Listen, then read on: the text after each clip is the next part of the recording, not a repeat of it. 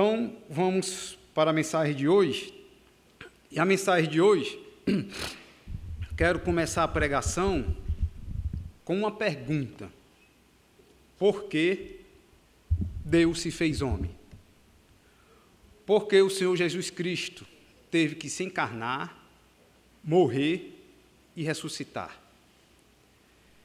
Essa pergunta, ao longo do cristianismo, ao longo dos séculos, foi respondida de uma forma diferente. Algumas vezes ela foi respondida olhando para uma parte da obra do Senhor Jesus Cristo. Por exemplo, na igreja antiga, antes de tudo, o culto era centralizado exatamente na ressurreição, porque eles viam a obra de Cristo como uma forma de vencer os poderes dos demônios e vencer a sua influência na humanidade. Isso é verdade. Tanto que o culto consistia em adorar a Deus por causa dessa verdade. Libertação dos demônios, dos seus poderes, da sua influência em nossas vidas, na vida dos homens nas quais eles eram submetidos. Se você for olhar para a igreja da Idade Média, em torno de um ano de 1060, na época da Idade das Trevas, esse conceito ele foi mudando. Chegou ao ponto a pensar na obra de Cristo, mas como um pagamento dos pecados da humanidade, que também é verdade, que consistia em aplacar a honra de um Deus ofendido.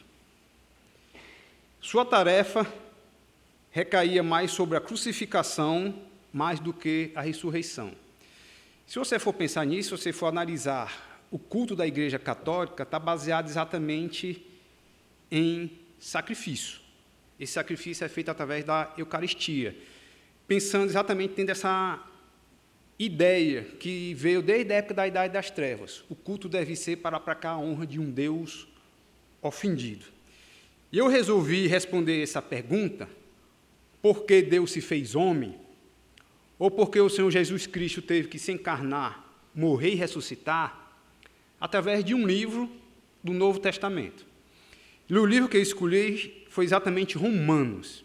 Então, vamos chegar para o livro de Romanos. Eu vou ficar a pregação praticamente toda no livro de Romanos, passando de capítulo a capítulo. Romanos capítulo 3, vai ser o primeiro motivo que nós vamos ver porque o Senhor Jesus Cristo teve que se encarnar, morrer e ressuscitar. Romanos capítulo 3, vou ler dos versículos do 9 até o 12. Diz assim, Romanos 3, versículo 9. Que se conclui? Temos nós qualquer vantagem? Não, de forma nenhuma, pois já temos demonstrado que todos, tanto judeus como gentios, estão debaixo do pecado. Como está escrito, não há justo, nenhum sequer, não há quem entenda, não há quem busque a Deus. Todos se extraviaram, a uma se fizeram inúteis. Não há quem faça o bem, não há nenhum sequer, e a passagem continua, eu só vou ficar nesses poucos versículos. E a partir do versículo 9, se você for lá para o final do versículo 9, no nosso texto, Paulo tem dito que já temos demonstrado que todos, tanto judeus como gentios, estão debaixo do pecado. Todos os homens estão debaixo do pecado, estão debaixo do seu domínio e do seu poder. Esse domínio e poder abrange todas as áreas da vida humana, seja em pensamentos, seja em palavras, ou seja em ações. O domínio do pecado, o poder do pecado, ele é completo exatamente na vida humana. Há um Senhor terrível e cruel que o domina, e esse Senhor é o pecado, é a nossa natureza pecaminosa. Cristo, quando esteve aqui sobre a face da terra, ele falou lá em João, capítulo 8, não precisa ir lá, versículo 34. Todo que comete o pecado é escravo do pecado. e todos os homens são pecadores, sem exceção. E por isso são escravos do pecado. Estão sob o seu domínio, estão sob o seu poder, e não tem como um homem tentar escapar desse domínio, desse Senhor, desse poder que envolve em todas as áreas da sua vida, que esse domínio ele é terrível. Por mais que o homem tente, ele não consegue se livrar por conta própria. Sua natureza é toda pecadora, é toda corrupta, cada parte do seu ser. E quando Paulo fala que o homem está sob o domínio do pecado, sob o poder do pecado, esse domínio do pecado ou esse poder vai trazer algumas consequências na vida do homem. E a partir do versículo 10, ele vai dizer cada consequência dessa. Versículo 10 ele fala, como está escrito, não há justo, não há nenhum sequer. Não há homem justo. Alguém que não tenha cometido pecado, alguém que não é culpado perante Deus, alguém que pelo menos guarda os 10 mandamentos. Não há ninguém, não há um justo, não há alguém que tenta ou que consegue guardar os 10 mandamentos. E essa verdade, essa sentença, ela se torna mais pesada, porque o versículo 10 ele completa. Ele diz, que não há justo nenhum sequer. Nenhum sobre a face da terra. Ninguém que já viveu sobre a face da terra. Não há um justo, não há ninguém que não seja culpado perante um Deus santo, um Deus soberano. E a consequência do pecado, versículo 11, ele vai dizer outra consequência do pecado. Outra consequência do pecado, ele diz que não há quem entenda. Não há um justo e não há quem entenda as palavras de Deus ou a Bíblia. Eu já ouvi muita gente falando, eu não aceito, eu não concordo com essa sentença, eu não creio que isso seja verdade. E aqui que nós estamos vendo, que nós vamos ver passo a passo, aqui é Deus falando na sua palavra. Aqui é o veredito de Deus em relação a todos os homens, sem exceção.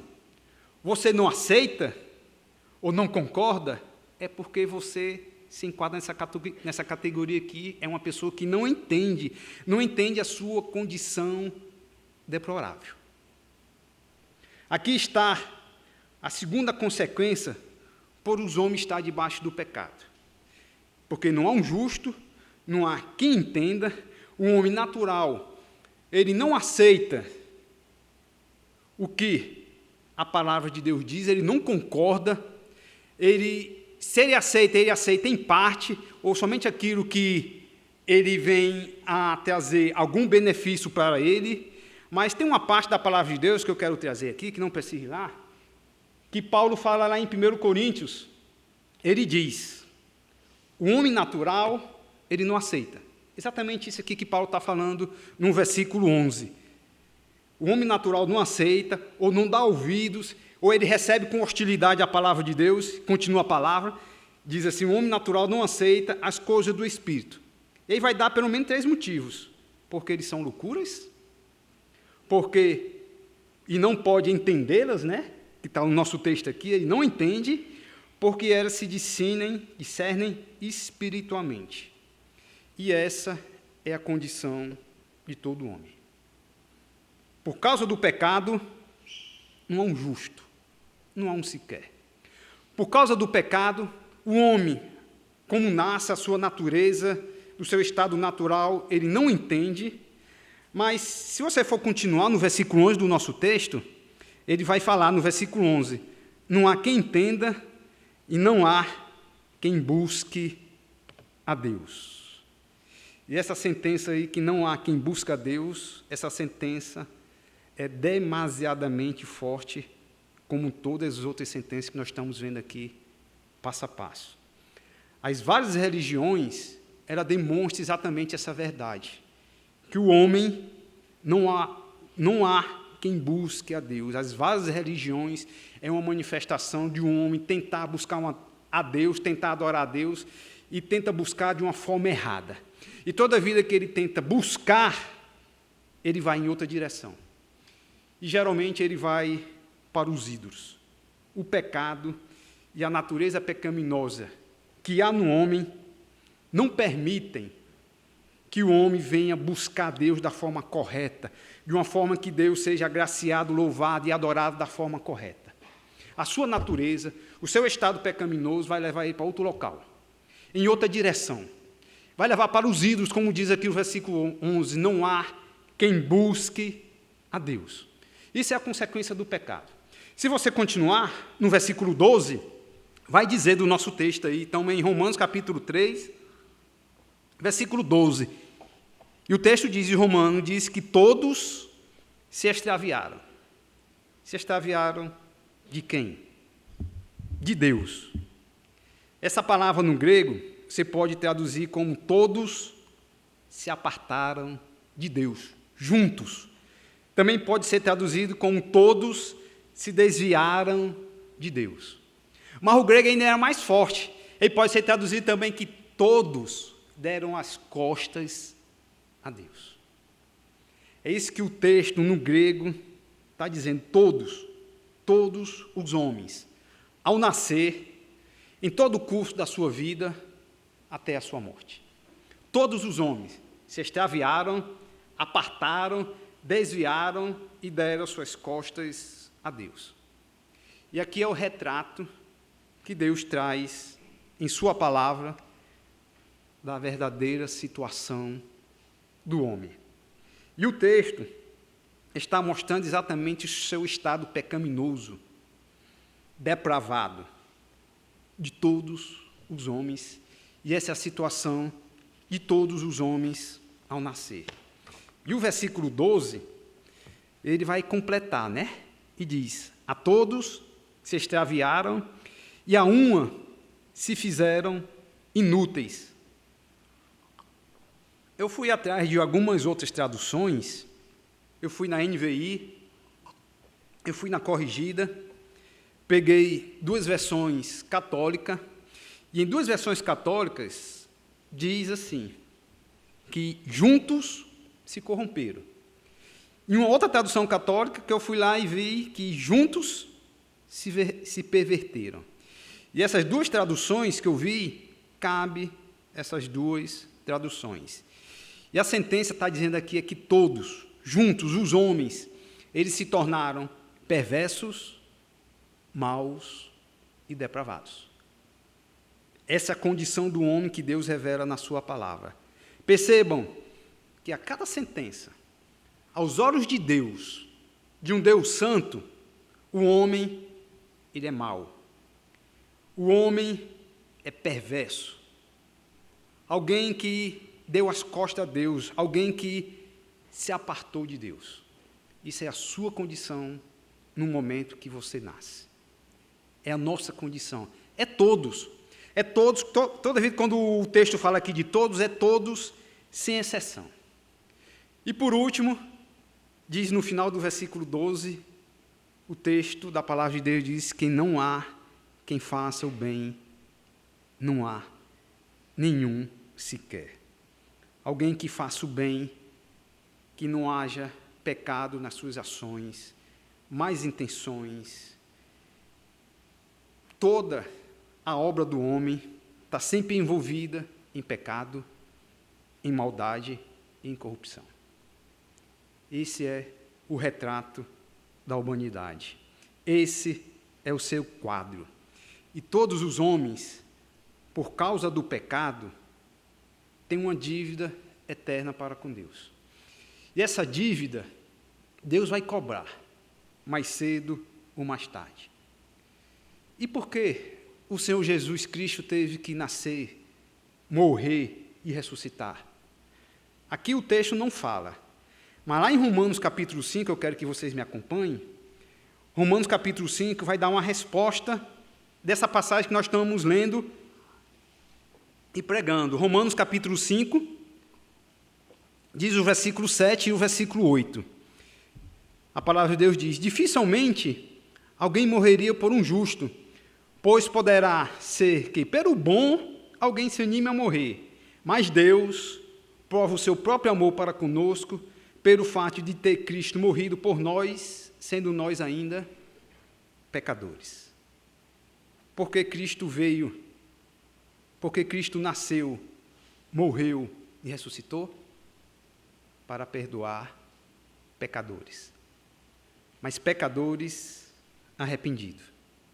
O Senhor Jesus Cristo, quando Ele morreu, ressuscitou, e perto de ir para o céu com o corpo glorificado, Ele chegou para os apóstolos e disse-lhe Jesus lhe disse, assim está escrito, que o Cristo havia de padecer e ressuscitar dentre os mortos no terceiro dia, e que em seu nome se pregasse arrependimento para a remissão de pecados a todas as nações, começando de Jerusalém.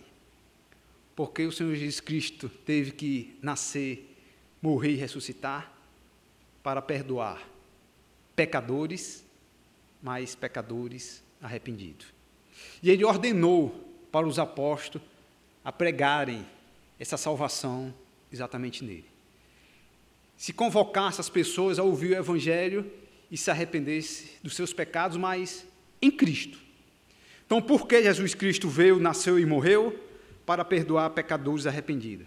E o segundo motivo por que o Senhor Jesus Cristo teve que morrer, ressuscitar, foi exatamente para livrar o homem da ira divina. Vamos para Romanos capítulo 1. Romanos capítulo 1 vai falar exatamente da ira divina sobre todos os homens, sem exceção. E Romanos capítulo 1, ele vai falar exatamente dessa ira que recai sobre todos os homens. Paulo, ao escrever o livro de Romanos, ele pensou em mostrar primeiro que, para com todos os homens, há uma ira de Deus sobre ele. E a partir do versículo 18, ele vai dizer, Romanos capítulo 1, versículo 18, a ira de Deus se revela do céu contra toda impiedade e perversão dos homens, que detém a verdade pela injustiça. Porquanto o que Deus se pode conhecer é manifesto entre eles, porque Deus lhe manifestou. Porque os atributos invisíveis de Deus, assim o seu eterno poder, como também a sua própria divindade, claramente se reconhece desde o princípio do mundo, sendo percebidos por meio das coisas que foram criadas. Tais homens são, por isso, indesculpáveis. Não dá para ler o capítulo todo de Romanos e explicar, mas o capítulo de Romanos, capítulo 1, a partir do versículo 18, ele vai falar da ira de Deus, uma ira presente. Deus está jogando a sua ira sobre uma humanidade rebelde, que se revela contra Deus, contra a justiça de Deus, com a mentira. E o livro de Romanos, capítulo 1, ele vai falar, como eu disse, não vai dar tempo, mas os homens, na sua totalidade, estão sob a ira de Deus. E o capítulo 2, ele vai falar de uma ira, não mais presente, mas uma ira futura que há de vir. Quando Paulo fala que todos os homens estão acumulando ira sobre ira, para no dia do reto juízo de Deus que vai cair sobre ele. Romanos capítulo 2, versículos de 1 a 6, deixa eu ler para vocês entenderem. Romanos 2, versículo 1 diz assim, portanto, és indesculpáveis quando julga o homem, quem quer que sejas, porque no que julgas a outro, a ti mesmo te condena, pois praticas as próprias coisas que condenas. Bem sabemos que o juízo de Deus é segundo a verdade contra os que praticam tais coisas. Tu, ó homem, que condena as que praticam tais coisas e faz as mesmas, pensa que te livrarás do juízo de Deus? Ou despreza a riqueza da sua bondade e tolerância e longanimidade, ignorando que a bondade de Deus é que te conduz ao arrependimento? Mas, segundo a tua dureza e coração impenitente, acumulas contra ti mesmo ira para o dia da ira e da revelação do justo juízo de Deus. Capítulo 3, versículo 5, vai dizer o quê? Diz assim, mas se a nossa injustiça traz a lume a justiça de Deus, que diremos, pois? Será Deus injusto por aplicar a sua ira? Capítulo 5, versículo 18, estamos focando aqui agora só na ira de Deus. E o capítulo 5, versículo 18, é que vai falar sobre o pecado de Adão e Eva. E o texto diz, capítulo 5, versículo 18, pois assim, como uma só ofensa veio o juízo sobre todos os homens para condenação. Aqui está falando do pecado de Adão e Eva, que trouxe uma natureza pecaminosa para todos os homens.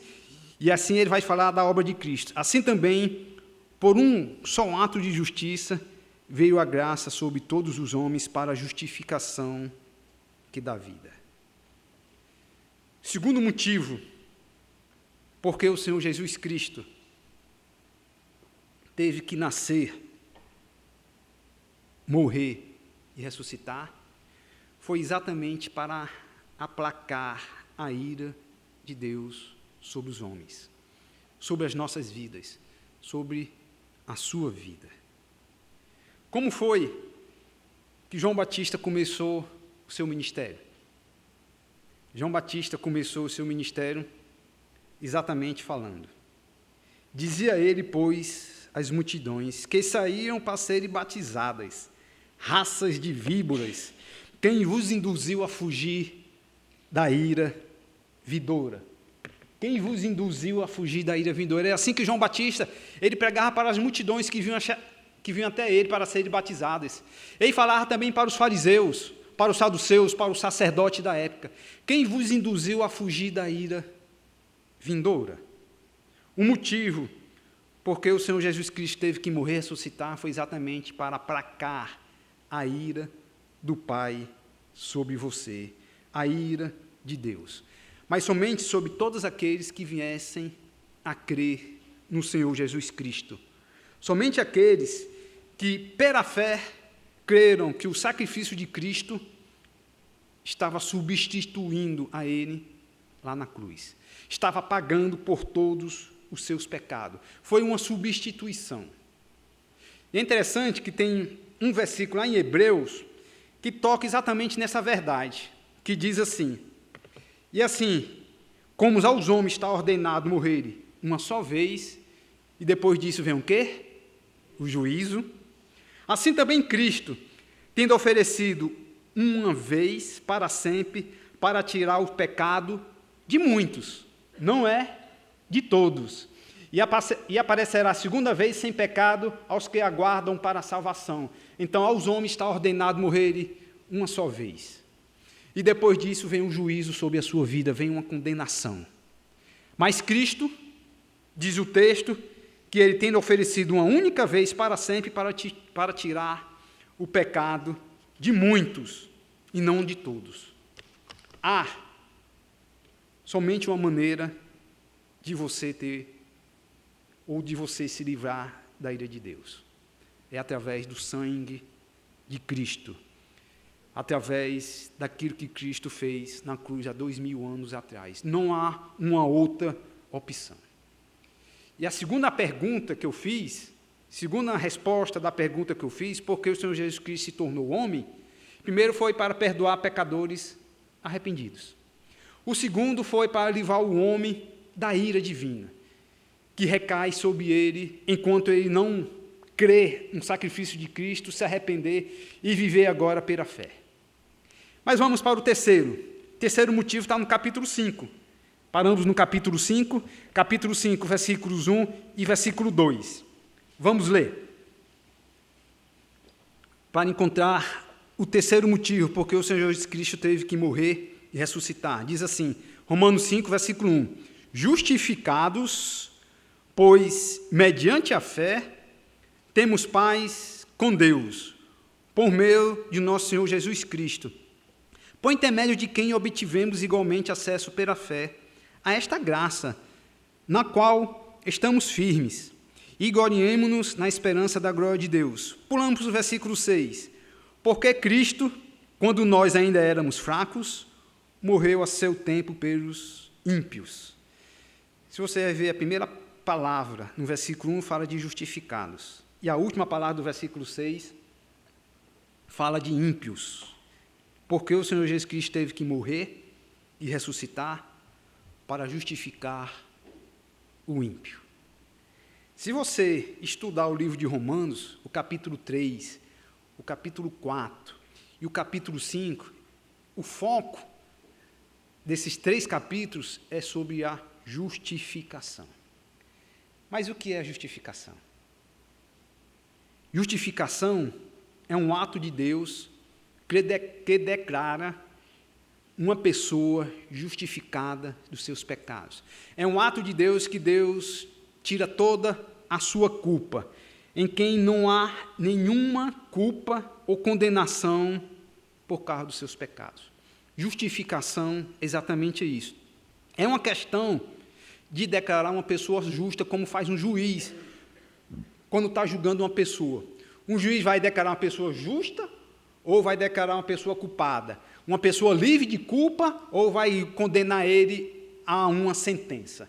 E essa justificação, em termo bíblico, é exatamente isso, é uma declaração de Deus, quando ele olha para uma pessoa e diz, essa pessoa está justificada dos seus pecados, não há mais culpa, não há mais condenação. Com a justificação, os pecados de alguém a quem o Senhor justificou, eles são esquecidos? Ou quem não precisa ser pagos? Deus, como juiz, passa a mão na cabeça de algumas pessoas e a outros Deus vai condenar. Com a justificação, os pecados não são esquecidos. Cada pecado que nós cometemos é uma ofensa a Deus, é uma dívida a Deus, e ele precisa ser pago. E como os pecados de alguém podem ser pagos? Para que essa pessoa possa ser justificada perante Deus. Pode ser pagos através das minhas obras, através das obras, que tantos falam por aí. Quando alguém faz boas obras, ou faz o que é certo, é sua obrigação. Não é nada mais do que a sua obrigação. Quando alguém faz boas obras, não são créditos que nós colocamos lá no céu para uma eventual necessidade de pecado. Não são créditos. Também não são favores. Senhor, eu fiz isso aqui, mas guarde aí, se lembre desses meus favores que eu estou fazendo. Não são créditos e nem são favores. É uma obrigação do homem quando ele faz coisas certas, coisas corretas. Mas como uma pessoa pode ser justificada?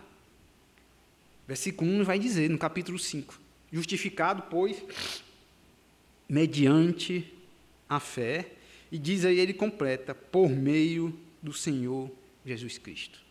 Justificação vem pela fé na obra de Cristo, pelo que ele fez há 2000 anos atrás, por meio de Cristo. Capítulo 5, versículo 8 e 9, tome capítulo 5, versículo 8 e 9, eu quero ler 2 versículos com vocês, que diz o seguinte, versículo 8 e 9, mas Deus prova o seu próprio amor para conosco, pelo fato de ter Cristo morrido por nós, sendo nós ainda pecadores.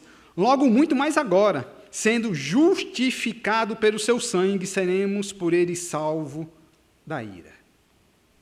Capítulo 3, voltando para o capítulo 3, vai falar exatamente sobre a justificação. Capítulo 3, versículos 20 até o 26, diz assim, capítulo 3, versículo 20, visto que ninguém será justificado diante de Deus, ou diante dele, por obras da lei, em razão de que pela lei vem o pleno conhecimento do pecado. Mas agora, sem lei, se manifestou a justiça de Deus, testemunhada pela lei e pelos profetas. Justiça de Deus mediante a fé em Cristo Jesus, para todos e sobre todos, mas somente aos que creem, porque não há distinção, pois todos pecaram e carecem da glória de Deus, sendo justificado gratuitamente por sua graça, mediante a redenção, a salvação que há em Cristo Jesus, a quem Deus, o Pai, propôs no seu sangue como propiciação, mediante a fé, para manifestar a sua justiça, por ter Deus, na sua tolerância, deixado impune os pecados, os seus pecados anteriormente cometidos, tendo em vista a manifestação da sua justiça no tempo presente, para ele mesmo ser justo e justificador daqueles que têm fé em Cristo Jesus. Quando alguém crê no Senhor Jesus Cristo, seus pecados foram punidos nele, lá na cruz. Quando eu creio em Cristo, os meus pecados foram justificados ou punidos em Cristo lá na cruz. E por causa dele, não há nenhuma condenação que pese mais sobre mim, pois os seus pecados todos foram perdoados. Quando eu creio em Jesus, o benefício dessa substituição de Cristo para comigo é aplicado também a mim. Essa substituição, ela é penal e jurídica, e nós chamamos isso de justificação. Por causa do sacrifício de Cristo, porque ele fez há 2000 anos atrás, eu não posso mais ser condenado por uma pena que ele já pagou por mim em meu lugar. E eu não posso mais ser condenado porque um substituto legítimo foi condenado em meu lugar. O aspecto jurídico que me levaria à salvação não há mais. Não há mais condenação para quem não tem mais culpa. Quando alguém crê no Senhor Jesus Cristo, essa culpa é removida porque Cristo foi punido em seu lugar. Essa culpa, ela não tem como mais ser readquirida. Não tem como. Porque esse meu substituto, esse meu Senhor, esse meu Deus, pagou pela minha culpa. Ele foi substituído, ele ficou no meu lugar para pagar por todos os meus pecados. E aqui está a segurança da salvação do crente. Porque ele sabe que a minha culpa, os meus pecados que eu ofendi a Deus, foram perdoados. Os passados, o presente e o futuro. Um substituto legal, santo, puro, pagou por todos os pecados daquela pessoa que abraçou a fé em Jesus Cristo, que creu no sacrifício de Cristo, que se rendeu e vive a sua vida submisso a Ele. E eu pensando nesse texto sobre justificação, eu quero trazer aqui um versículo que diz: E a vós outros, que estavas mortos pelas vossas transgressões e pela circuncisão da vossa carne, está falando de Cristo, de Deus Pai, vos deu vida juntamente com Ele, Deus Pai deu vida juntamente com Ele, perdoando todos os nossos delitos, tendo cancelado o escrito de dívida, cada pecado que nós cometemos, que era contra nós, e que constava como ordenância, a qual nos era prejudicial, e Cristo removeu inteiramente da cruz, removeu inteiramente, encravando-a na cruz.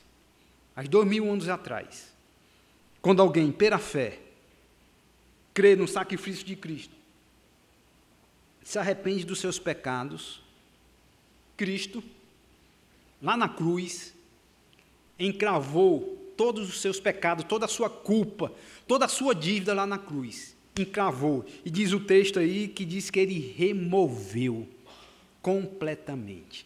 Não há mais culpa, não há mais condenação quando alguém se arrepende e crê no sacrifício de Cristo. Ele foi justificado, um substituto legítimo, santo, puro, no qual Deus o aprovou. Então, por que o Senhor Jesus Cristo teve que morrer e ressuscitar? Só lembrando, para perdoar pecadores, mas somente aqueles que se arrependem. Segundo, para livrar o homem da ira divina. E terceiro, pelo nosso texto, diz que é para justificar o ímpio. Quarto e último motivo, porque o Senhor Jesus Cristo teve que morrer e ressuscitar. Eu, quando li o livro de Romanos, eu encontrei 10 motivos. Trazei 10 motivos porque o Senhor Jesus Cristo teve que morrer e ressuscitar. Achei grande. Vou deixar 9. Se não, 9 ainda é muito. Baixei para 8, para 7, para 6. Pensei em terminar com 5. Senão, vou ficar em 4 motivos. Que é o suficiente para você entender porque o Senhor Jesus Cristo teve que morrer e ressuscitar. E o quarto e último motivo está lá no capítulo 6, versículo 23. Romanos capítulo 6, versículo 23, vai dizer. Esse versículo é bem conhecido. Diz que o salário, porque o salário do pecado é a morte, mas o dom gratuito de Deus é a vida eterna em Jesus Cristo. Por que o Senhor Jesus Cristo teve que morrer e ressuscitar? No começo do versículo 23, diz que o salário do pecado é a morte. O pagamento do seu pecado é a morte, é a condenação. A morte é o juízo de Deus aos homens. A morte, ela não fazia parte da criação. Ela entrou na criação por causa do pecado de Adão e Eva, que trouxe uma natureza pecaminosa a todos os homens, e como todos os homens são pecadores, comete pecado, ofende a Deus, tem uma dívida eterna com Deus, e o seu salário, quando você peca, é a morte. E hoje em dia as pessoas falam em os meus direitos, né? Sabe qual é o seu direito perante Deus? Por causa dos seus pecados? Morte, condenação, juízo, inferno. Se você quer cobrar o seu direito perante Deus, o seu direito perante Deus será a morte e condenação. A morte é mais uma evidência mostrando que todos os homens são pecadores. Mas o capítulo 23 não para por aí. Deus dá uma oportunidade, dá uma chance de eu e você, de se livrarmos dessa condenação, de livrarmos da morte eterna, cujo destino é o inferno. Mas como? Versículo 23 diz, né? Porque o salário ou pagamento do seu pecado é a morte, mas o dom gratuito de Deus é a vida eterna em Cristo Jesus, nosso Senhor. A morte é um juízo de Deus na sua vida, mas Deus concede uma graça, concede uma oportunidade de você fugir dessa condenação, dessa morte eterna. E o texto diz que é através de Cristo, através do dom gratuito de Deus que Ele oferece em Cristo Jesus, que Ele oferece uma vida eterna para você. Romanos capítulo 8, vizinho aí praticamente, ou passando uma página. Romanos capítulo 8, versículo 1. Paulo, já olhando para a salvação que recebeu em Cristo, ele diz: agora, pois, nenhuma condenação há para que estão em Cristo Jesus. Nenhuma condenação, nenhum juízo. Mas para quem? E Paulo vai repetir: para aqueles que estão em Cristo Jesus. Para todos aqueles que crerem em Cristo Jesus, pois quem creu está justificado dos seus pecados, foi declarado justo perante Deus, por causa de Cristo. O juízo não vai mais cair sobre a sua cabeça, e porque você agora é um pecador arrependido, nenhuma condenação há para aqueles que estão em Cristo Jesus. E ele continua no versículo 2, que a gente vai parar aqui, diz assim, porque, Romanos 8, versículo 2, porque a lei do Espírito da vida em Cristo Jesus te livrou da lei do pecado e da morte. Quarto e último motivo, porque o Senhor Jesus Cristo teve que morrer e ressuscitar. Versículo 2 diz, foi exatamente para livrar o homem do pecado e da morte. Livrar o homem de uma condenação. Livrar o homem de uma morte eterna. Esse é o motivo. Se você for estudar Romanos capítulo 6, capítulo 7, capítulo 8, ele vai dizer exatamente sobre essa justificação, essa libertação que Deus promete. Se livrar de uma morte eterna, de uma condenação eterna e dos pecados.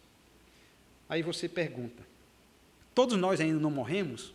Ou aqueles que creram, aqueles que abraçaram a fé em Cristo, também não morrem? Desde a época lá de Cristo, da fundação da igreja, todos esses que creram não morreram? E nós também não vamos morrer? Vamos. Mas Cristo prometeu que vai haver uma ressurreição. E a ressurreição nós vamos receber corpos glorificados. E uma vez com esses corpos glorificados, não morreremos mais. A Bíblia fala também que a morte, ela vai ser destruída. 1 Coríntios capítulo 15, 26, 2 Timóteo 1, 10, Apocalipse capítulo 2, 14, Apocalipse capítulo 21, versículo 4, diz que na ressurreição nós teremos corpos glorificados. E com esse corpo glorificado, não mais morreremos, não mais cairemos em pecado. E esse texto que eu falei aqui rapidamente vai dizer que a morte vai ser destruída de uma vez para sempre, ela vai ser aniquilada, vai ser tirada da criação de Deus. Ela entrou na criação de Deus por causa do pecado humano. E uma vez que ela entrou, Deus tem que destruí-la. E ela vai ser destruída.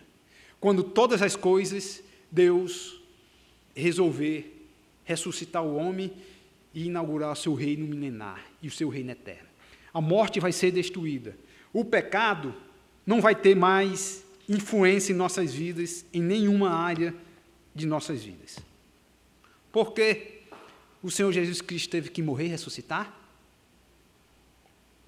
Para perdoar pecadores arrependidos, para livrar você, eu, todos nós, da ira divina, para justificar o ímpio. Aos olhos de Deus, cada homem é uma pessoa ímpia, pecadora, mal, perversa, e ele veio exatamente para justificar o ímpio, e ele veio também para livrá-lo da morte e do pecado. Você entende essa situação, a sua situação perante Deus, e o que é que Deus fez para livrar de tudo isso? E eu queria terminar com o último versículo. Diz assim, esse não. E não há salvação em nenhum outro, porque abaixo do céu não existe nenhum outro nome dado entre os homens pelo qual importa que sejamos salvos. Então, creia que o nome de Cristo tem poder para livrar-o da morte. A morte de Cristo é o único meio para livrar você de uma condenação, do juízo que ainda cai sobre a sua cabeça. É o único meio de você escapar do inferno. É um meio de você ser declarado justo, justificado, sem mais nenhuma culpa por causa dos seus pecados. Romanos, capítulo 10, esse texto que eu queria terminar, não era com esse, diz Romanos, capítulo 10, versículo 9, último texto de hoje. Diz assim, se com a tua boca, Romanos, capítulo 10, versículo 9, se com a tua boca confessares a Jesus como Senhor, e em teu coração credes que Deus ressuscitou dentre os mortos, serás salvo. Porque com o coração se crê para a justiça, e com a boca se confessa a respeito da salvação. Porquanto a Escritura diz, todo aquele que nele crê não será confundido.